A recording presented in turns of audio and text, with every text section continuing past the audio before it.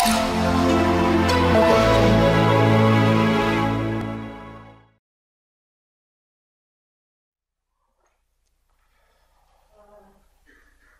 नए क्लास में आप सभी लोगों का स्वागत है विजन आईएएस के मंच पर।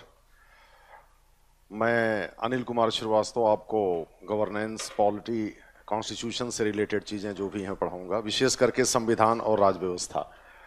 लेकिन आज चूंकि पहला क्लास है तो सीधे हम लोग पढ़ाई पर नहीं आ जाएंगे, थोड़ा सा आपको बैकग्राउंड और कुछ और बातें भी बताई जाएंगी। कई बार ऐसा होता है कि कुछ बातें सीधे एग्जाम से जुड़ी नहीं होती, लेकिन वो बड़ा काम करती हैं, वो कैटलिस्ट का काम करती हैं। तो पहले हम लोग उन चीज़ों की चर्चा कर लेते हैं, फिर आगे बढ़ते हैं। देखो, ऐसा है कि 1993 बैच का एक आईएएस टॉपर है, अभी आंध्रा काडर का सीनियर आईएएस है, उसका नाम है श्रीवत्स कृष्ण। उनका मैंने इंटरव्यू देखा था टाइम्स ऑफ इंडिया, वो उस पर टाइम्स नाउ चैनल पे वो अक्सर आया, जब अर्नब गोस्वामी थे तो अक्सर आया भी करते थे एनडीटीवी पे और उस पे। तो उन्होंने एक बार कहा था कि पहले अटेम्प्ट में मुझे आईपीएस मिला, दूसरे में मैं प्री भी क्वालिफाई नहीं कर पाया और तीसरे में मैं टॉप किया। तो परीक्षा जो है एक अनप्रेडिक्टेबल आउटकम लेकर के आती है। माने एकदम से आप पक्का पक्का कह नहीं सकते, लेकिन एक बात की गारंटी है, जो लगा हुआ है उसका होना है। आज ना हो कल, लेकिन ये पक्का है कि उसका होना है। अब उनसे पूछा गया कि ये बताइए इस सफलता का राज क्या है, तो उन्होंने कहा कुर्सी पर बैठना। यानी जिसको कुर्सी पर बैठना आ गया उसको कोई रोक नहीं सकता आईएएस बनने से। सीधा सा मतलब है कि सिविल सेवा में एक आईएएस ऑफिसर को मतलब सेलेक्ट होने के बाद, चूंकि आईएएस ऑफिसर्स का प्रमोशन जो होता है वो टाइम बाउंड होता है। मेरा कजिन है, अपने चाचा का लड़का है, आईआरएएस है, इंडियन रेलवे अकाउंट सर्विसेज में है, लेकिन वो डायरेक्ट नहीं हुआ है, वो नीचे से प्रमोट करके गया है। तो हमसे कहता है कि भैया ऐसा है कि जो डायरेक्ट आईआरएएस आते हैं उनका टाइम बाउंड प्रमोशन है, अगर उनके लिए सीट नहीं खाली है तो सरकार सीट क्रिएट कर देती है। लेकिन हमको 6 साल इंतजार करना पड़ा विभागीय परीक्षा पास करने के बाद भी कि वो पोस्ट खाली हो तो हमको दिया जाए। तो आप यूं, वो तो मजाक में ये कहता है कि मैंने आईएएस जो है भारत सरकार के दामाद हैं। तो अभी वो रेलवे इलेक्ट्रिकल में इलाहाबाद में पोस्टेड है, और रेलवे इलेक्ट्रिकल का हेडक्वार्टर्स पूरे इंडिया का एक ही जगह होता है, और वो है वहाँ इलाहाबाद में। हम लोगों के काफ़ी सीनियर हैं, वही वहाँ के एफएनसीओ यानी उसके विभाग के अध्यक्ष हैं, सर्वे सर्वा हैं अकाउंट्स के। तो कहने का जो तात्पर्य है कि कुर्सी पर बैठने आना चाहिए, क्योंकि सीनियर पोजीशन में एक आईएएस ऑफिसर को, उनका चूंकि सीनियर वो बहुत जल्दी हो जाते हैं, 3-4 साल में ही हो जाते हैं, चूंकि जनरली छोटे जिले के डीएम वो 3-4 साल बाद बना दिए जाते हैं, 2 साल 2.5 साल के बाद वो हो जाते हैं सीडीओ, मुख्य विकास अधिकारी।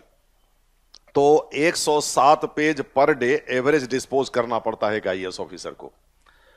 इसका सीधा सा मतलब है कि अगर वो चेयर पर बैठेगा नहीं तो वो इसको नहीं कर पाएगा। उसको नोटिंग माने औसतन 1 महीने में एक आईएएस ऑफिसर को, एक कलेक्टर को 60 से ऊपर राज्य के विभागों और सचिवों से डील करना पड़ता है, पत्राचार करना पड़ता है, उनके बातों का जवाब देना पड़ता है, रिपोर्ट भेजनी पड़ती है, आदि आदि।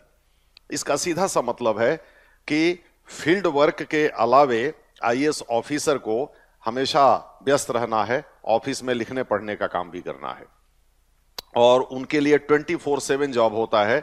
उनके लिए कोई 8 घंटे 6 घंटे का टाइम फिक्स नहीं होता, और सरकार जो है उनको इसके लिए कोई अतिरिक्त भत्ता केवल यह है कि भाई आपको गाड़ी मिल गया है, आपको अर्दली मिला हुआ है, स्टेनोग्राफर मिला है, आपको सिक्योरिटी गार्ड मिले हैं, घर पे खाना बनाने से लेकर के बाल बनाने तक हर चीज के लिए वहां सुविधा है। तो आपको ये सब सुविधाएं दी गई हैं, लेकिन आपके टाइम ऑफिस आवर का बाबू की तरह से नहीं है कि आए सुबह 10 बजे और 6 बजे चल दिए। ठीक है, तो इस प्रकार से कुर्सी पर आपको बैठना पड़ेगा। दूसरी बात, यानी कि पढ़ाई नेचुरल वर्क नहीं है, इसको नेचुरल बनाने का एक ही तरीका है कि इसमें दिलचस्पी पैदा की जाए, और दिलचस्पी तभी पैदा होगी जब आप इसको अपने स्वार्थ से जोड़ोगे कि हम आज उसमें आईएएस में बनने के बाद गांव इलाके में हमारी ये प्रतिष्ठा बढ़ेगी, हमको इस तरह से, अब तो लाल बत्ती नीली बत्ती चली गई, पहले तो इसका भी एक रहता था। ठीक है, तो इंटरेस्ट पैदा करोगे तभी जाके इसमें हो पाएगा। और मोटे तौर पर इसमें चूंकि परीक्षा का ये सिलेबस का आकार बहुत व्यापक है, बहुत बड़ा है, तो कुर्सी पर बैठे बिना कवर नहीं हो सकता। दूसरा, कंपटीशन आज की डेट में बहुत कीन है, बहुत बच्चे पढ़ रहे हैं, बहुत ईमानदारी से पढ़ रहे हैं, बहुत कमिटमेंट के साथ पढ़ रहे हैं। आईआईटीएन भी हैं, आईआईएम वाले भी हैं, आप भी हैं।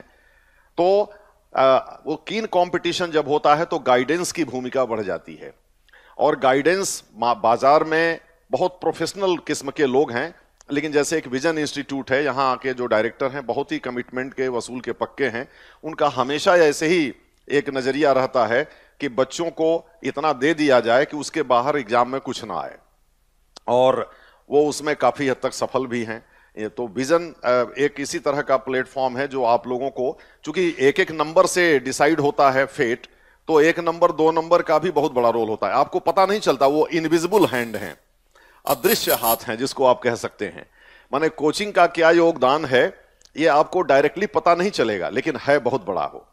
यानी आप अपने से दौड़ करके कुछ सीमा तक जाएंगे, उसके आगे उसेन बोल्ट बनाने के लिए आपको थोड़ा तक्का लगाना जरूरी है। आप देखिए, सचिन तेंदुलकर जैसे ग्रेट प्लेयर को भी कोच की जरूरत पड़ती थी, ठीक है, और दुनिया का कोई भी ऐसा क्रिकेट बोर्ड नहीं है जो कोच अपॉइंट ना करता हो। और कोच कई बार, और या ज्यादातर बार, कोच और कैप्टन असफल लोग होते हैं, यानी वो ग्रेट बैट्समैन और ग्रेट बॉलर नहीं होते, ठीक है। तो कहने का जो तात्पर्य है कि हम लोग असफल हुए हैं आपको पढ़ाने के लिए। हम लोगों ने भी इसी की तैयारी शुरू किया था, और अच्छे रहे विद्यार्थी पढ़ने में, पढ़ाई भी काफी किया है, काफी चीजें पढ़ा है, काफी डिग्रियां ली है, लेकिन अब नहीं हुआ तो आपको पढ़ाने आ गए। तो कहने का जो तात्पर्य है कि इंस्टीट्यूट के गाइडेंस या उसके रोल को आप कमजोर नहीं कर सकते। तीसरी चीज यह है कि इसमें प्रैक्टिस का रोल बहुत है। प्रैक्टिस किस लिए, क्या छोड़ना है, क्या पढ़ना है, और कितनी चीजों पर फोकस करना है, इसकी भूमिका इसमें बहुत बढ़ जाती है, ठीक है। अब इसमें एलिमिनेशन का रोल बढ़ जाता है। जैसे मान लो हमारा ही सिलेबस ले लो, अभिशासन, गवर्नेंस व राज व्यवस्था, संविधान, और इसके बाद सामाजिक न्याय, अंतर्राष्ट्रीय संबंध है। तो मैं इसको भी थोड़ी देर के लिए छोड़ता हूं, मैं इसी राज व्यवस्था और संविधान पे फोकस करता हूं। आपको पता है कि ये 250 अंक का पेपर है। अब वैसे क्रम में पेपर 3 कहा जाता है, जीएस में इसको आप 2 कह सकते हैं। अगर एसए से आप काउंट करेंगे तो ये पेपर 3 हो जाएगा। 2 लैंग्वेज के क्वालिफाइंग ही है, उसके बाद जो हैं वो ऑप्शनल के पेपर आ जाते हैं जीएस के बाद। 250 में 100 अंक लगभग वो इन दोनों का होता है, यानी 40%। शेष 60% में 20% गवर्नेंस, 20% सोशल जस्टिस, 20% आईआर। इस तरह से आप इसको डिवाइड कर सकते हैं। अब हम इसी पर फोकस करते हैं, संविधान व राज व्यवस्था पे। जैसे बहुत सारी बातें संविधान में नहीं कही गई हैं, क्योंकि कॉन्स्टिट्यूशन में पहली बात तो यह है कि लॉर्ड मैकाले जैसे जीनियस यदा कदा पैदा होते हैं, जो 500 साल बाद, 200 साल बाद इंसान का नेचर क्या होगा, वो कितनी बदमाशी करेगा, किस तरह की क्रूरता करेगा, ये इमेजिन करना वो केवल लॉर्ड मैकाले के लिए ही संभव था, और उसने काफी हद तक चीजों को कर दिया। इसीलिए उसको भारतीय दंड संहिता का जनक भी कहा जाता है। थोड़ा बहुत संशोधन ही उसमें किया गया है। आज भी जो हमारी दंड विधान व्यवस्था है या जो आपराधिक न्याय व्यवस्था है, उसमें लॉर्ड मैकाले का रोल बहुत ज्यादा है। खैर, तो संविधान में सब कुछ कहा नहीं जा सकता, और वैसे भी लिखित संविधान में सब कुछ कहने की जरूरत ही नहीं है, क्योंकि वास्तव में उसको विस्तार देने का काम कोर्ट करते हैं।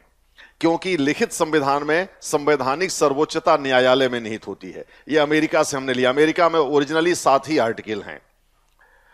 अमेरिका में सितंबर 1787 में, जब 17 सितंबर 1787 को जब उनका कॉन्स्टिट्यूशन इंट्रोड्यूस किया गया, और जून 1788 में उसको अडॉप्ट किया, तो उस समय 7 ही आर्टिकल थे।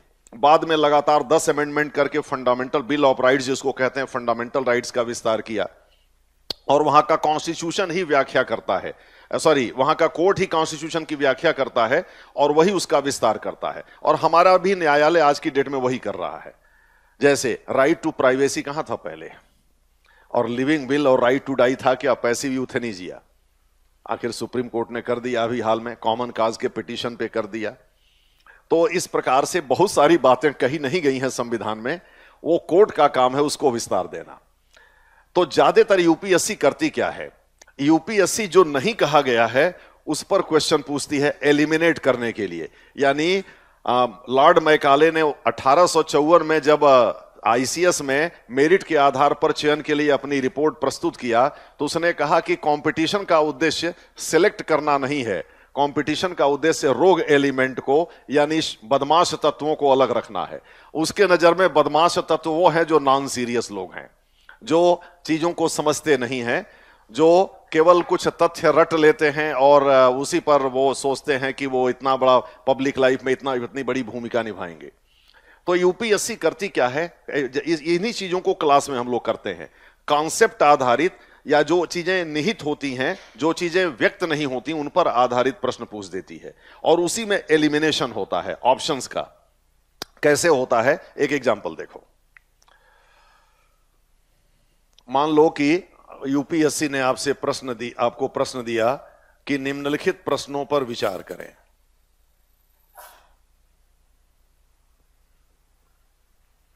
अब इसमें मान लो कि बहुविकल्प है, मल्टी स्टेटमेंट दे दिया। संघ लोक सेवा आयोग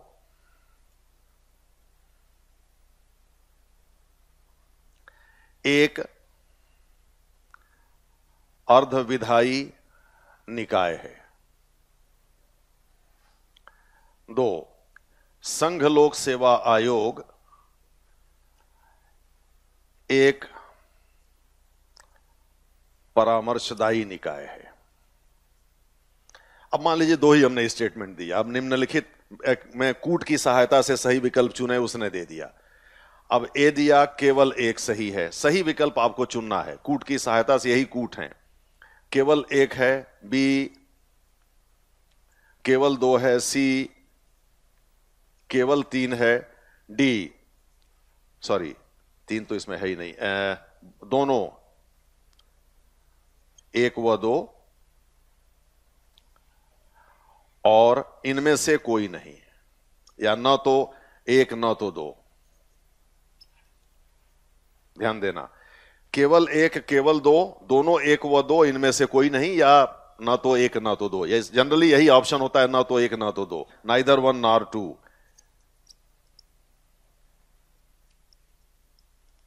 अब देखो एलिमिनेशन कैसे किया जाता है। हमको यह नहीं देखना कि सही कौन है, हमको यह देखना कि इसमें हम किसको गलत सिद्ध कर सकते हैं। अब इसमें अपने बुद्धि का इस्तेमाल करना है। अब देखो हमको यह सोचना है कि विधायी क्या चीज होता है। तो संसदीय प्रणाली में जो कानून बनाने के लिए अधिकृत संस्था है, जैसे संसद और विधानमंडल, वो विधायी है। अब क्या संघ लोक सेवा आयोग कानून बना सकता है? तो अप्रोक्सीमेशन करो। अप्रोक्सीमेशन का मतलब अपने सामान्य ज्ञान का प्रयोग करना। रिजर्वेशन का फैसला सरकार लेती है, उम्र बढ़ाने का फैसला सरकार लेती है, अटेम्प्ट देने का फैसला सरकार लेती है, सिलेबस सरकार बदल देती है, बिना उसके अप्रूवल के सिलेबस भी लागू नहीं हो सकता। तो फिर यूपीएससी क्या, फिर वो तो एक तरह से मोदी जी के इशारे पर